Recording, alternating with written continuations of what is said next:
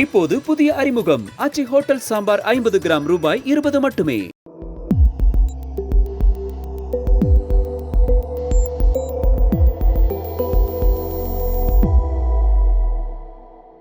தமிழ் தரம் நேயர்களுக்கு வணக்கம். நம்மோடு உரையாட ஊடகவியலாளர் திரு கேப்ரியல் இணைந்திருக்காங்க. வாங்க பேசலாம். வணக்கம். வணக்கம். நாளைக்கு சிபிஐ முன் ஆஜராகிறாரு டிவிகே தலைவர் விஜய் அவர்கள் கரூர் ஸ்டாம்பீட் தொடர்பாக. ஸோ இன்றே டெல்லி புறப்பட்டு போறாரு அப்படின்ற செய்திகள் வந்துகிட்டு இருக்கு.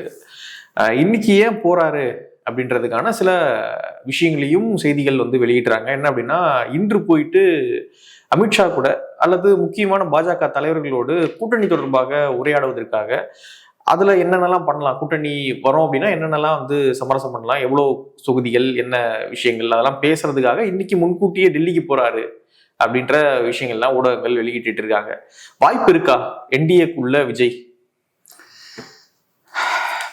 எனக்கு என்னமோ நடக்காதுன்னு தான் தோணுது இப்போ வரைக்கும்.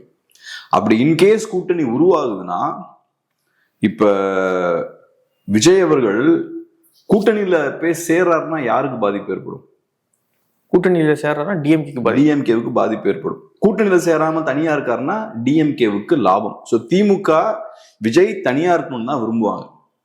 அதே மாதிரி தமிழ் சினிமா இண்டஸ்ட்ரியை பொறுத்தளவுல திமுகவுக்கு பெரிய இன்ஃப்ளூயன்ஸ் இந்த தமிழ் சினிமா இண்டஸ்ட்ரி மேல இருக்கு. அந்த வகையில விஜய் அவர்களால திமுகவுக்கு பாதிப்பு ஏற்படுத்திட்டு திமுகவை பகைச்சிக்கிட்டு அந்த சைடு போக முடியுமான்னு எனக்கு தெரியல. ஸோ அதனால விஜய் அந்த சைடு போறாருன்னு நம்ம புரிஞ்சுக்கலாம். அவரு திமுகவை பார்த்து பயப்படுறதை விட அவங்கள பார்த்து இன்னும் பயப்படுறாருன்னு புரிஞ்சுக்கலாம். பிஜேபியை பார்த்து நீங்க சொல்றீங்க டிஎம்கேவுக்கு பெரிய ஹோல்டு இருக்கு இதுல சினிமால அப்படின்னு சொல்றீங்க. ஆனா ஜனநாயகன் படத்தை வந்து தடுக்கிறது மத்திய அரசா தான் இருந்துகிட்டு இருக்கு. தொடர்ச்சியா அந்த சென்சார் போர்டை வச்சு அவங்க தான் அதை பண்ணிக்கிட்டு இருக்காங்க. அப்போ உங்களால மட்டும் பண்ண முடியாது, என்னாலையும் சில விஷயங்கள் பண்ண முடியும் அப்படின்னு அவங்க சொல்றாங்க. ஏதோ ஒரு இடத்துல ரெண்டு பக்கமும் அழுத்தம் வர்றது புரிஞ்சுக்க முடியுது. ஆனா ஏதோ ஒரு இடத்துல பணிஞ்சு ஆகணுமா இல்ல பணியே வேண்டாம் அப்படின்னு என்னோட பாயிண்ட் வந்து சிம்பிள். மத்திய அரசு பவர்ஃபுல்லா இருக்காங்க, பாஜக பவர்ஃபுல்லான பார்ட்டின்லாம் மாற்று கருத்தே கிடையாது. பாஜக நினைச்சா நிறைய விஷயங்கள் பண்ணலாம். ஆனா சினிமா இண்டஸ்ட்ரியை பொறுத்தளவுல விஜய்க்கு பாஜக ஏற்படுத்தக்கூடிய பாதிப்பை விட திமுகவால பல மடங்கு அதிகமான பாதிப்பை ஏற்படுத்த முடியும். இன்னைக்கு விஜயை ஃப்ரீயா அலோவ் பண்றாங்க. விஜய்க்கு எந்த அழுத்தமுமே திமுக ஆக்சுவலா கொடுக்கல. கரூருக்கு ஃப்ரீயா போடுறாங்க, அதுக்கு முன்னாடி திருச்சிக்கு ஃப்ரீயா போடுறாங்க. இவ்வளவு பெரிய ஒரு அசம்பாவிதம் நடக்கிற வரைக்கும் விஜயை ஃப்ரீயா அலோவ் பண்றாங்க. அதுக்கப்புறமா விஜய் மேல ஒன்றும் பெருசா ஆக்ஷன்லாம் எடுக்கல. விஜய் மேல என்ன எடுத்தாங்க? ஃப்ரீயா ஒரு படம் இன்னும் தப்பிச்சு போறாரு, வந்துக்கிட்டு பல நாட்கள் பேசாம அமைதியா மௌனம் காத்தாரு. அதுக்கப்புறம் இப்பதான் அவரை கொஞ்சம் சாதாரண மனிதர் மாதிரி நடத்த ஆரம்பிச்சிருக்காங்க. 3வது தடவை சமன் பண்றாங்கன்னு நினைக்கிறேன். ஸோ கொஞ்சம் வாங்க சார், உங்களையும் விசாரிக்கலாம், செய்ய வேணும் சார்னு சொல்லி இப்பதான் கொஞ்சம் இறக்கி கொண்டு வராங்க. ஆனா சினிமா இண்டஸ்ட்ரின்னு வரும்போது திமுக நினைக்கிறாங்கன்னா, அவங்க எதிர்கட்சியா இருக்கும்போது கூட அவங்களால ஸ்ட்ராங்கான இன்ஃப்ளூயன்ஸை, தாக்கத்தை செலுத்த முடியும் அந்த இண்டஸ்ட்ரி மேல. அதனால சினிமா இண்டஸ்ட்ரியில நீங்க தாக்கு பிடிக்கணும்னா திமுகவை பகைச்சுக்கிட்டு உங்களால தாக்கு பிடிக்க முடியாது. இப்ப நீங்க சொல்றீங்கல்ல சென்சர் போர்டு பத்தி நீங்க பேசுறீங்க, அதை தாண்டி நீங்க படமே ரிலீஸ் பண்ண முடியாது. டிஸ்ட்ரிபியூஷன்ல உங்களை ஸ்குவீஸ் பண்ணலாம், ஏகப்பட்ட வகைகள்ல உங்களை நெருக்கலாம். ஸோ அதனால சினி இண்டஸ்ட்ரியில நீங்க தாக்கு பிடிக்கணும்னா நீங்க முழுமையா திமுகவை பகைச்சிக்கிட்டு இங்க இருக்க முடியாது. ஸோ அதான் நான் சொல்ல வரேன். இப்ப விஜய் அவர்கள் அந்த சைடு போறாருன்னா அது காட்டக்கூடிய விஷயம் என்னன்னா, இவங்கள பார்த்து பயப்படுறதை விட அவங்கள பார்த்து பயப்படுறாரு, இவங்கனால ஏற்படக்கூடிய பாதிப்பை விட அவங்கனால பாதிப்பு அதிகம் அப்படின்ற ஒரு இடம் வந்தாதான் அவர் அந்த சைடு போவார். லெட்ஸே ஃபியூச்சர்ல விஜய்க்கு பெரிய சிக்கல்கள் வருதுன்னு வச்சுப்போம். நம்ம அது எக்ஸாக்டா என்ன சிக்கல்னு சொல்ல வேண்டாம், பெரிய சிக்கல், சினிமால கெரியர் பாதிக்கப்படுதுன்றதை தாண்டி ஃபியூச்சருக்கே பெரிய சிக்கல் வர மாதிரியான அழுத்தம் வருதுன்னு வச்சுப்போம். அப்ப மேபி அந்த சைடு போகலாம். ஆனா அந்த மாதிரியான பெரிய அழுத்தங்களை இப்ப போட மாட்டாங்கன்னு நினைக்கிறேன். ஏன்னா இப்ப எலெக்ஷன் வரப்போகுது. விஜய் மாதிரியான ஒரு நடிகர்னால நீங்க பெரிய அழுத்தங்கள்லாம் போட முடியாது. அப்படி பெரிய அழுத்தம் போட்டீங்கன்னா அது விஜய்க்கு தான் பப்ளிசிட்டி, அது உங்களுக்கு பேக் ஃபயர் ஆயிரும். ஓவரா போட்டு அரவிந்த் கெஜ்ரிவால் நிறுத்தின மாதிரிலாம் நிறுத்தினா உங்களுக்கு பேக் ஃபயர் ஆயிரும். இப்போ சினிமாவை கண்ட்ரோல் பண்றாங்க, அதனால வந்து விஜயால திமுக எதிர்த்து பெரிய பெரிய விஷயங்கள் செய்ய முடியாதுன்றீங்க. ஒருவேளை அவங்க வந்து பிஜேபியோட அலைன்ஸ் வைக்கிறாங்க, அலைன்ஸ் வச்சு அந்த பார்ட்டி வின் பண்ணும்பொழுது பவர் விஜய் கிட்ட வந்துடும்ல, அதன் பிறகு என்ன அழுத்தத்தை போட்டுற முடியும் சினிமா துறைக்குள்ள? இப்ப அதுக்குள்ள நம்ம போவோம். அதுக்குள்ள போறதுக்கு முன்னாடி வேற சில விஷயங்களும் நம்ம பேசுவோம். இப்ப அலைன்ஸ் ஃபார்ம் பண்றாங்கன்னே வச்சுப்போம். இப்ப பாஜகவை பொறுத்தளவுல இந்த அலைன்ஸ் ஃபார்ம் பண்றாங்கன்னா அதுல முக்கியமான ரோல் யாருக்கா இருக்கும்? பிஜேபி தான் டிடிவியை உள்ள கொண்டு வராங்க, பிஜேபி தான் டிவிகேவையும் உள்ள கொண்டு வராங்க. ஸோ அந்த வகையில பிஜேபி தான் முக்கியமான ஒரு ரோலை இங்க பிளே பண்றாங்க. அது மட்டும் இல்லாம காங்கிரஸ் செஞ்ச அதே விஷயத்த பாஜகவால அதிமுகவுக்கு பண்ண முடியும். காங்கிரஸ் எப்படி திமுகவுக்கு தேவையோ அதே மாதிரி பாஜகவும் அதிமுகவுக்கு தேவை. பாஜக இல்லைன்னா இப்பயே சொல்லிடலாம் அதிமுக தோத்துருவாங்க. ஏன்னா ஏற்கனவே திமுக எதிர்ப்பு வாக்குகள் உடஞ்சிருக்கு. பாஜக தனியா போறாங்கன்னா பிஎம்கேவும் தனியா கூட்டு போயிருவாங்க, டிடிவியும் தனியா கூட்டு போயிருவாங்க. அதிமுகனால பெருசா பெர்ஃபார்ம் பண்ண முடியாது. சோ காங்கிரஸ் எந்த அளவுக்கு திமுகவுக்கு தேவையோ அதே மாதிரி பாஜகவும் அதிமுகவுக்கு தேவை. பட் இருந்தாலும் காங்கிரஸ் கொடுத்த குடைச்சல்லாம் கொடுக்காம பாஜக இருக்காங்க. சோ ஒண்ணு இந்த ஒரு வேல்யூ ஆட் பண்றாங்க பாஜக, தனியா பிரிஞ்சு போய் ஓட்ட உடைக்காம இருக்காங்க. ரெண்டாவது டிடிவியை உள்ள கொண்டு வந்திருக்காங்க அலைன்ஸ்குள்ள. மூணாவது நாளைக்கு மேபி விஜயை கூட கொண்டு வரலாம் அப்படின்ற ஸ்பெகுலேஷன் இருக்கு. இதெல்லாம் செய்தாங்கன்னா பாஜகவுக்கு நீங்க என்ன கொடுப்பீங்க ரிட்டர்ன்ல? வெறுமனே 20 சீட்டா?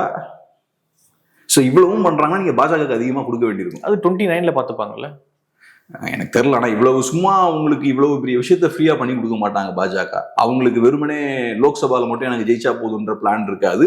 தமிழ்நாட்டுல பாஜகவை ஸ்ட்ராங் ஆக்கணுன்ற பிளானும் இருக்கு. இதெல்லாம் எதுக்கு ஃப்ரீயா அவங்க செஞ்சு கொடுக்கணும்?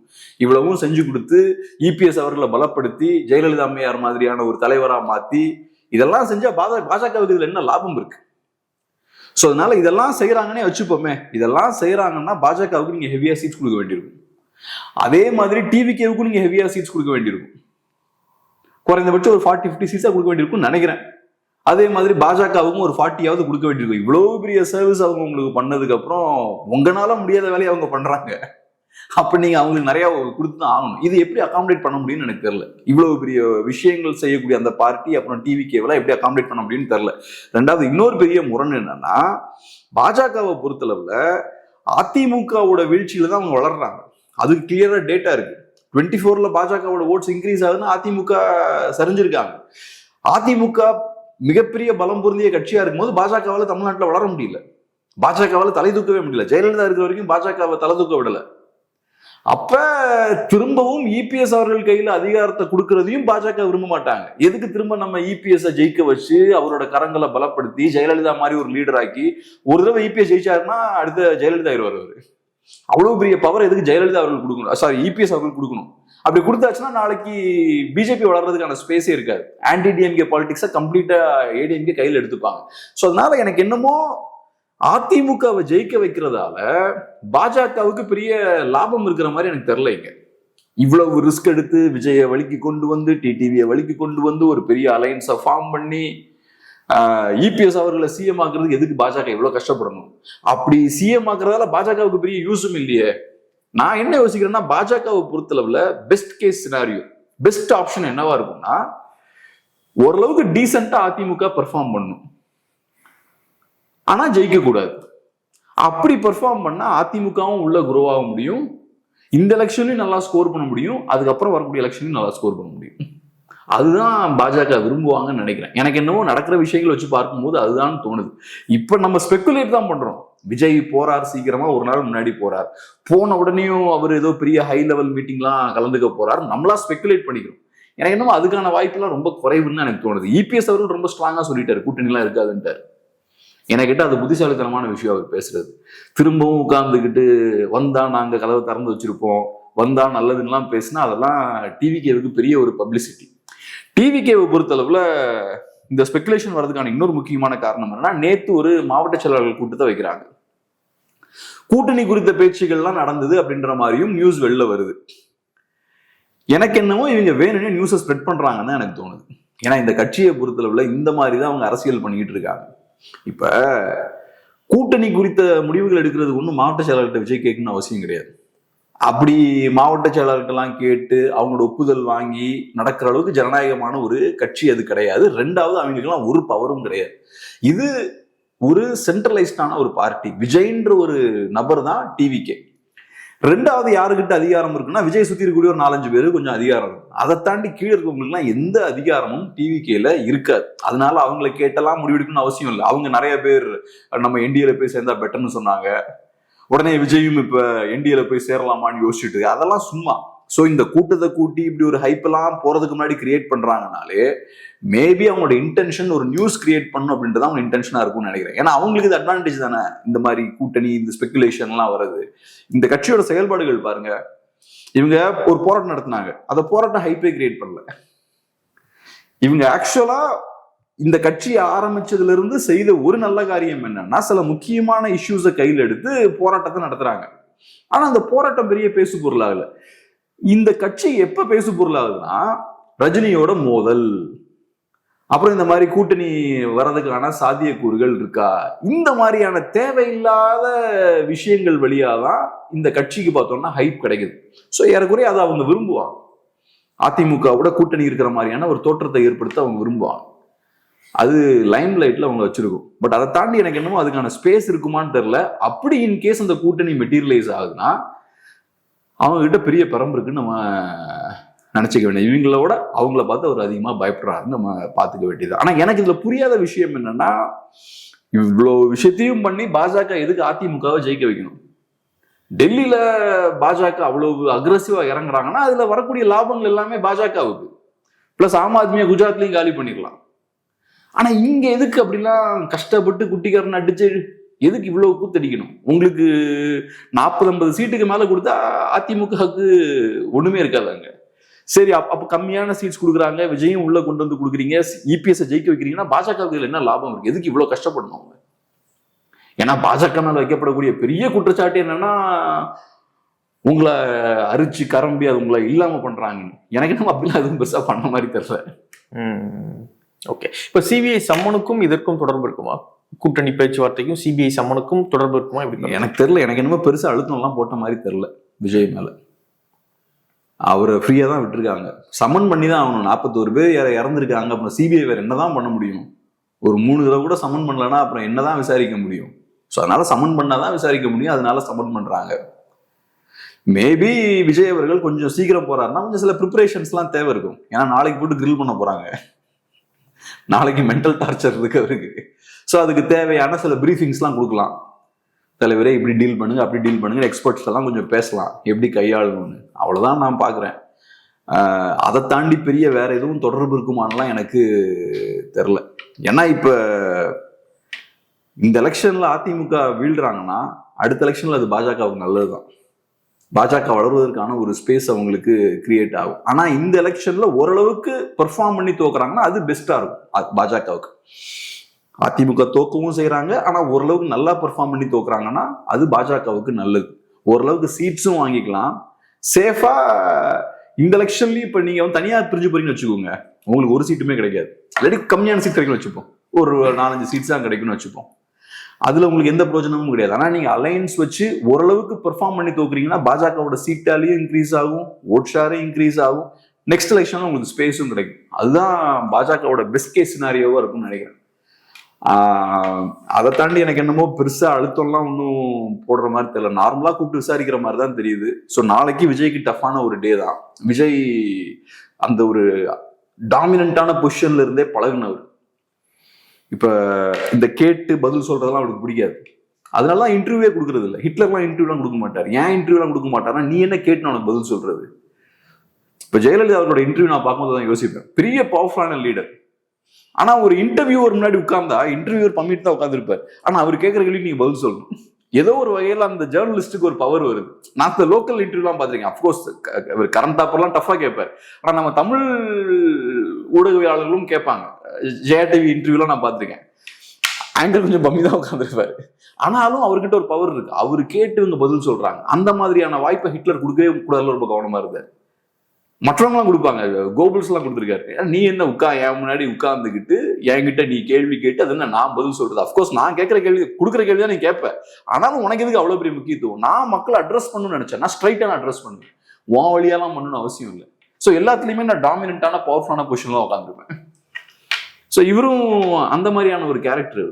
அதனாலதான் ப்ரெஸ் எல்லாம் சந்திக்க ரொம்ப பயப்படுறாரு. பிளஸ் அஃப்கோர்ஸ் அவருக்கு அதை எப்படி ஹேண்டில் பண்ணுன்றதும் தெரியாது.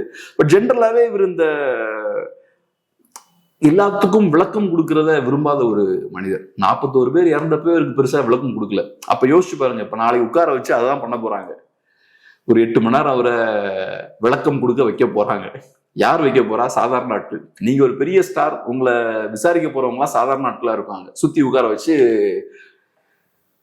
கிராஸ் கொஸ்டின்ஸ் எல்லாம் கேட்டு எடுத்து உங்களை கார்னர் பண்ணுவாங்க. ஸோ நாளைக்கு ஒரு டஃப்பான டே அவருக்கு. அதுக்கு தேவையான சில கிரவுண்ட் ஒர்க் பண்றதுக்கு மேபி அங்க போகலாம் சீக்கிரம். ஓகே, அவரு முதல் எலெக்ஷன் 2 வருஷம் தான் ஆயிருக்கு. ஆனா ஒரு கொள்கை நிலைப்பாட்டோடு இல்லாம எல்லா பக்கமும் பேச்சுவார்த்தை போயிட்டு இருக்கு. ஒரு பக்கம் காங்கிரஸ் கிட்டையும் பேசுறாங்க, அவங்களும் ஒன்றும் செட் ஆகல. இன்னொரு பக்கம் பிஜேபி கிட்ட பேசிக்கிட்டு இருக்காங்க அப்படின்ற செய்தியும் வெளியே வந்துகிட்டு இருக்கு. அதை அவங்க மறுக்கவும் மாட்டுறாங்க. அப்படிலாம் ஒன்றும் கிடையாதுங்க, நாங்கள் தனிச்சு தான் நிற்க போறோம், அல்லது ஒரு கிளியர் கட்டான ஒரு ஸ்டாண்ட் இருக்கணும்ல, அது எதுவுமே அவங்க கிட்ட இல்லை. கட்சி ஆரம்பிச்ச 2 வருஷத்துலேயே இவ்வளோ குழப்பம், எல்லாருக்கிட்டையும் பேச்சுவார்த்தை. ஆனால் யாரும் இவங்களை நம்பல. எப்படி இந்த கட்சியை நம்புறாங்க மக்கள்? எப்படி தொண்டர்கள் முதல்ல நம்புறாங்க, அந்த ரசிகர்கள் எப்படி பாக்குறீங்க? கண்மூடித்தனமான நம்பிக்கை தான் விஜய்ன்ற ஒரு இண்டிவிஜுவல் மேல. கொஞ்சம் பேருக்கு விஜயை பிடிக்குது. நம்ம அரசியல் இவ்வளவு மோசமா இருக்கிறதுக்கான காரணம் நம்ம மக்களோட இந்த அறியாமை தான். விஜய் மாதிரியான ஒரு நடிகர் பின்னாடி கண்ணை மூடிட்டு நம்ம எல்லாம் போறது. நம்ம எல்லாம் நிறைய பேர் போறாங்க அதுக்கு. அந்த மாதிரி இப்ப காங்கிரஸ் கூடயுமே கூட்டணி பேச்சுவார்த்தை நடத்திருப்பாங்கன்னு எனக்கு தெரியல. மேபி இவரு பிரவீன் சக்கரவர்த்தி போய் மீட் பண்ணாரு. ஆனா சீரியஸான டிஸ்கஷனாலாம் அது இருந்திருக்குமான்னு எனக்கு தெரியல. ஏன்னா காங்கிரஸ் பார்ட்டி ரொம்ப தெளிவா தான் இருந்திருக்காங்க. எக்ஸ்ட்ரா நம்ம ஒரு 3 சீட் 4 சீட்டு வாங்குவோம், முடிஞ்சா ஒரு 5 சீட் வாங்குவோம்னு நினைச்சிருப்பாங்க. அதுக்கு விஜய் ஒரு ஆப்ஷனா யூஸ் பண்ணுவோம். மீடியால ஒரு நியூஸ் கிரியேட் ஆகும். திமுகவை எதிர்க்கக்கூடிய தாவேக்காவை காங்கிரஸ் மறைமுகமாக ஆதரிக்கிறதுன்னு ஒரு நியூஸ் வருது. நல்லது கிடையாது திமுகவுக்கு. ஸோ அந்த மாதிரி நாங்க தாவேக்காவோட க்ளோஸா இருக்குன்ற மாதிரியான ஒரு இமேஜை காங்கிரஸ் மெயின்டைன் பண்ணிக்கிட்டே இருந்தாங்க. அது திமுகவுக்கு ஒரு அழுத்தம் போட்டுச்சு. அதை தாண்டி தாவேக்காவை காங்கிரஸ் ஒரு சீரியஸான ஆப்ஷனா எடுத்திருப்பதற்கான வாய்ப்பே கிடையாது. நம்ம ஏற்கனவே டிஸ்கஸ் பண்ணியிருக்கோம். தாவேக்காவோட சேர்றதால காங்கிரஸுக்கு என்ன லாபம் இருக்கு? 0, பெரிய 0 தான் கிடைக்கும் காங்கிரஸுக்கு. காங்கிரஸ் அப்படிப்பட்ட தியாகி எல்லாம் கிடையாது. அந்த கட்சி அவங்களுக்கு சீட்ஸ் வேணும், வின்னிங் சீட்ஸ் வேணும். அதனால காங்கிரஸ் பார்ட்டி போகுன்ற நம்பிக்கைலாம் எனக்கு அன்னைக்குமே இருந்தது கிடையாது. அதே மாதிரிதான் இப்ப பாஜகவும் நமக்கு தெரியல. எல்லாம் சொல்றாங்க கூட்டணி பேச்சுவார்த்தை நடந்துட்டு இருக்கு. நயனா நாகேந்திர போய் கேட்கறாங்க, அவரு எனக்கு ஒன்றும் தெரியல, உங்களை கூட எனக்கு இன்ஃபர்மேஷன் இல்லைன்றாரு. தாவேக்கா சைட்ல இருந்து அபிஷியலா எதுவும் அனௌன்ஸ்மெண்ட் வரல. இபிஎஸ் சொல்றாரு அதுக்கு வாய்ப்பு இல்லை அப்படின்ற மாதிரி சொல்றாரு. ஸோ அதை வச்சு பார்க்கும்போது எனக்கு வாய்ப்பு இல்லைன்னு தான் தோணுது. அது அங்க நிஜமாவே ஒரு ஆப்ஷன் இருக்குன்னா அலைன்ஸ் இருக்காதுன்னு சொல்ல மாட்டார் அவர். ஏன்னா அவருக்கு இழக்கிறதுக்கு நிறைய இருக்கு. அவருக்கு இந்த எலெக்ஷன்ல ஒரு ஸ்ட்ராங்கான அலைன்ஸ் தேவை. ஸோ பாஜகவால் அப்படி ஒரு அலைன்ஸை உருவாக்க முடியும்னா பொறுத்திருந்து பார்ப்போம். அனைத்து கேள்விகளுக்கும் காலமே விடை சொல்லும், இப்படி ஏதாவது பேசலாமே. பொலிட்டிஷியன்ஸுக்கு தானே பதில் சொல்லுவாங்க, பதிலே சொல்லாம பதில் சொல்லுவாங்க. அது மாதிரி தான் சொல்லிட்டு போக வேண்டியதானே. லாரன்ஸ் ஆஃப் அரேபியா தான் சொல்லுவாங்க, நீ நல்ல ஒரு அரசியல்வாதியா இருக்க, பதிலே சொல்லாம நீ ஒரு நல்ல பதில் சொல்லியிருக்க அப்படின்ற மாதிரி சொல்லலாமே. அதெல்லாம் இல்லாம இல்ல பேச்சுவார்த்தை நடத்தல அப்படின்றத ஏன் அவர் கிளாரிஃபை பண்றாரு. ஸோ எனக்கு என்னவோ இருக்காதுன்னு தான் தோணுது அலைன்ஸ்.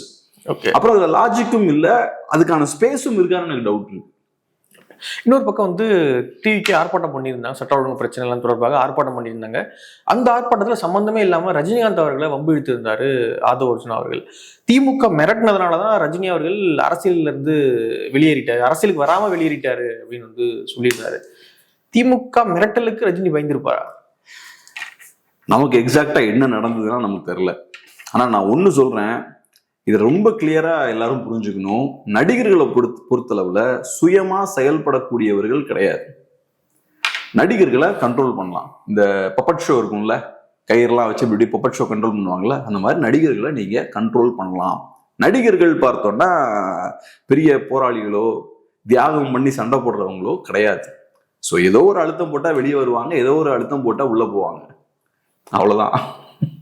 உள்ள வர வைக்கிறதுக்கு ஒரு அழுத்தம் போடலாம், இன்னொரு அழுத்தம் போட்டு வெளியவும் தள்ளிடலாம். கமல்ஹாசன் ஒரு நல்ல எக்ஸாம்பிள். அவரு எதுக்கு வந்தாரு, இப்ப எங்க போய் சேர்ந்திருக்காரு, எல்லாத்தையும் கனெக்ட் பண்ணி பாத்தீங்கன்னா கிளியரா புரியும். அவர் அரசியலுக்கு வந்ததால 19 21 யாருக்கு லாபம், யாரோட ஓட்டை உடைச்சாரு, இப்ப அந்த வேலையை செஞ்சுட்டு எங்க போய் நிக்கிறாரு, இப்ப என்ன மாதிரியான அரசியல் பண்றாரு. ஸோ அதனால நடிகர்கள் வீக்கான ஆட்கள் தான்.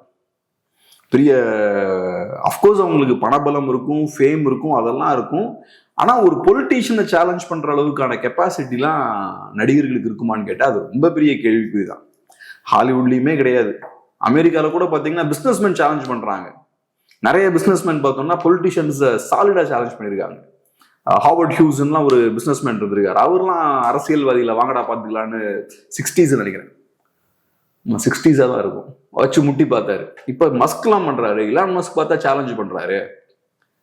ஸோ அங்க இருக்கக்கூடிய பிசினஸ்மேனுக்கு ஒரு பவர் இருக்கு. ஆனா அங்கேயுமே பாத்தீங்கன்னா நடிகர்களுக்கு ஒரு பவரும் கிடையாது. பட்டுன்னு அடிச்சு இல்லாம பண்ணிடுவாங்க நடிகர்கள் டைரக்டர்ஸ் எல்லாத்தையும். அது காரணம் என்னன்னா நடிகர்களை பொறுத்தளவுல அவங்களை ரிப்ளேஸ் பண்றது ஈஸி. ஹாலிவுட் ஸ்டுடியோஸ் நினைச்சாங்கன்னா இவரை இன்னொருத்தர் வச்சு ரிப்ளேஸ் பண்ணிடுவாங்க. அப்புறம் ஒரு நடிகர் அந்த வெளியே போனதுக்கு அப்புறம் ஹாலிவுட் ஸ்டுடியோட பேக்கிங் இல்லாம செய்ய வேண்டிய விஷயங்கள் அவராலையும் செய்ய முடியாது. ஒரு பெரிய ஸ்டார் எப்படி ஃபங்க்ஷன் ஆகணுமோ அந்த மாதிரி ஃபங்க்ஷன் ஆக முடியாது. மெல் கிப்சன் ஒரு நல்ல எக்ஸாம்பிள். அந்த ஒரு ஸ்டுடியோட கண்ட்ரோல் கீழே இருக்க வரைக்கும் தான் அவரால் ஒரு பெரிய ஆள் மாதிரி பெரிய படம்லாம் ப்ரொடியூஸ் பண்ண முடியும். வெளியே போயாச்சுன்னா பண்ண முடியாது. பணம் இருந்தா கூட பண்ண முடியாது. அதுதான் அங்க இருக்க சிக்கல். இங்கேயும் நான் அப்படிதான் பாக்குறேன். இங்க அதேதான். ஒரு நடிகர் இருக்காரு, அவர் படத்தையே ப்ரொடியூஸ் பண்றாருன்னு கூட வச்சுப்போம். விஜய்க்குலாம் என்ன கோடிக்கணக்காக பணம் இருக்கும், படம் பண்றாருன்னு வச்சுப்போம். அதை மார்க்கெட் பண்ணி அதை கரெக்டா ரிலீஸ் பண்ணி கரெக்டான டைரக்டர்ஸ் வச்சு எடுக்கிறது. நீங்க இங்க இருக்கக்கூடிய பவர் சென்டர்ஸ் எல்லாம் பகச்சுக்கிட்டீங்கன்னா நல்ல டைரக்டர்ஸ் உங்ககிட்ட வரமாட்டாங்க. ஏன்னா அந்த டைரக்டர்ஸ் எல்லாம் வரிசையா வேற பெரிய பெரிய ஆட்களோட கமிட் ஆயிருப்பாங்க, பெரிய பெரிய பவர்ஃபுல்லான ஆட்களோட. ஸோ அதனால நீங்க சேலஞ்ச் பண்ணி எடுக்கிறீங்கன்னா டாப் ஆட்கள் வச்சு எடுக்க முடியாது. அதுக்கப்புறம் அவங்க ரிலீஸ் பண்றீங்கன்னா நீங்க நினைக்கிற மாதிரி மார்க்கெட் பண்ண முடியாது. எனக்கு நல்லா ஞாபகம் இருக்கு, தமிழ்நாட்டில் இருக்கக்கூடிய ஒரு மிகப்பெரிய சேனல் இந்த பாய்ஸ்னு ஒரு படம் ரிலீஸ் ஆச்சு. அதெல்லாம் அடிச்சு காலி பண்ணாங்க. சங்கர் படத்தை அடிச்சு இதை காலி பண்ணாங்க. புதுப்பேட்டின்னு ஒரு படத்தை அடிச்சு இதை காலி பண்ணாங்க. அதெல்லாம் வேணும்னு டார்கெட் பண்ணி அடிச்சதான் அந்த படங்களெல்லாம். அப்ப இருந்த ஒரு மிகப்பெரிய சேனல் அதை பண்ணாங்க. இன்னைக்கு அவங்க மிகப்பெரிய சேனல் தான், கொஞ்சம் வீக் ஆயிட்டாங்க. இன்னைக்காவது சோசியல் மீடியாலாம் இருக்கு, அன்னைக்கு அப்படி கிடையாது. அவங்க ஒரு தீர்ப்பு எழுதியாச்சுன்னா அந்த படத்துக்கு பெரிய ஒரு பின்னடைவு ஏற்படும். இன்னைக்கும் வேற வழியில அதெல்லாம் பண்ணுவாங்க கண்டிப்பா. ஸோ அதனால இப்ப இந்த புதுப்பேட்டையெல்லாம் அவங்களுக்கு தெரியுது, நம்மளை சேலஞ்ச் பண்ற படம், நம்மளோட கல்ச்சரையும் அவங்க அசிங்கப்படுத்துறாங்கன்னு தெரியுது, நம்மளோட பொலிட்டிக்கல் என்வரன்மெண்ட்டையும் அசிங்கப்படுத்துறாங்கன்னு தெரிஞ்ச உடனே இவங்க வச்சு செஞ்சாங்க அந்த படத்தை. இதெல்லாம் நான் அந்த டைம்ல நல்லா பார்த்துட்டு இருந்தனால எனக்கு இந்த படங்கள்லாம் தெரியும். இப்பயும் அதே மாதிரிதான், டிஸ்ட்ரிபியூஷனா இருக்கலாம், ப்ரொடக்ஷனா இருக்கலாம், மார்க்கெட்டிங்கா இருக்கலாம், எல்லா ஏரியாலையும் உங்களை நெருக்கிடுவாங்க. அதுக்கப்புறம் நீங்க ஒரு பெரிய ஸ்டாராகவே இருக்க முடியாது. நீங்க இப்போ ஒரு தாக்கத்தை ஏற்படுத்துறீங்கல்ல, நீங்க தனியா பண்ணீங்கன்னா அதுல 50% தான் அடுத்த தடவை ஏற்படுத்துவீங்க. அப்புறம் போக அப்படியே சுருங்கிடும். நீங்க அந்த நான் பெருசா இருக்கேன்ற இமேஜை மெயின்டைன் பண்ற வரைக்கும் தான் நீங்க ஸ்டார். நெக்ஸ்ட் டைம் சுருங்கிட்டீங்கனாலே உங்க ஆடியன்ஸ்க்கு அவங்க மேல நம்பிக்கை போயிடும். கொஞ்சம் கொஞ்சமா நீங்க காணாம போயிருவீங்க. அதனால இவங்கனால தனியாலாம் எதுவும் பண்ண முடியாது. அப்ப திமுக ரஜினி மிரட்டி இருக்கும். யார் வேணாலும் மிரட்டி இருக்கலாம், மிரட்டாமலும் இருந்திருக்கலாம். மிரட்டாமலே கூட, ஏன்னா ரஜினிக்கும் பார்த்தீங்கன்னா படம் ரிலீஸ் ஆகும்போது இந்த மாதிரி ஏதாவது ஒன்று பண்ணுவார், பொலிட்டிக்கல் ஸ்டண்ட் எல்லாம் காட்டுவார். ஏன்னா அவருக்குமே இதுல லாபம் இருக்குல்ல. 25 years ஒருத்தர் பண்ணிட்டு இருந்திருக்காருங்க அந்த வேலையை. இப்ப பாத்தீங்கன்னா எல்லாம் ரஜினியை சப்போர்ட் பண்ணிட்டு இருக்காங்க. யாரு? முற்போக்காளர்கள், திமுக ஆட்கள்லாம். விஜய் வர்சஸ் ரஜினி வரும்போது ரஜினியை அவங்க சப்போர்ட் பண்றாங்க. ரஜினி அரசியலுக்கு வரேன்னு சொன்னப்ப அவங்க எல்லாம் என்ன பண்ணிட்டு இருந்தாங்க? சங்கின்னாங்க. ரஜினியை போட்டு அவ்வளவு டார்ச்சர் பண்ணாங்க. இன்னைக்கு அவங்க ரஜினி எல்லாம் சப்போர்ட் பண்ணிட்டு இருக்காங்க. சோ அதனால நான் எப்படி ரஜினியால பிரச்சனை இல்ல, விஜயால தான். இன்னைக்கு விஜயால தான் பிரச்சனை, ரஜினி காலத்திலே இல்ல. எக்ஸாக்ட்லி. சோ அதனால ரஜினி மேல கல்லுட்டு இருக்காங்க இப்ப. சோ இங்க லாஜிக் என்னன்னா, திமுகவுக்கு பாதிப்பு ஏற்படுத்தாம இருக்க வரைக்கும் உங்களுக்கு பிரச்சனை கிடையாது. ரஜினி இப்ப களத்திலே இல்ல, சூப்பர். ஆனா இப்ப விஜயும் பாத்தீங்கன்னா ரஜினி வர்சஸ் விஜய் வந்தா விஜய் இப்ப லைம் லைட்ல இருக்காரு. இவங்க இஷ்யூஸ் எல்லாம் பேசி என்னைக்குமே லைம் லைட் வந்ததே கிடையாது.